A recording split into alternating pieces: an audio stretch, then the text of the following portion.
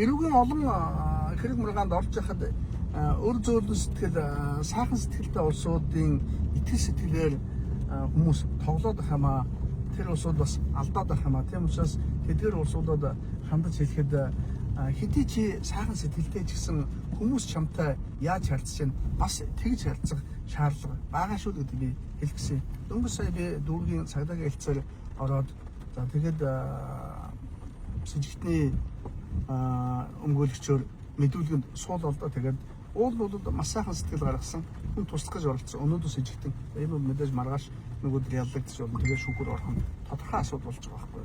Ингээд ботхоор хүний сайхан сэтгэлээр итгэлээр тоглоно гэдэг нь дэндээ муухай шүү. Гэхдээ муухай улсуудад муухайг нь хэлээд нэмэргүй хэцүү яах ёстой юм бэхээр хүнд итгэх сэтгэлээ өгөхдөө бодороо гэж хэлэх гээд байгаа. Юу нэгэн шулууганд хүн яаж хандна уу?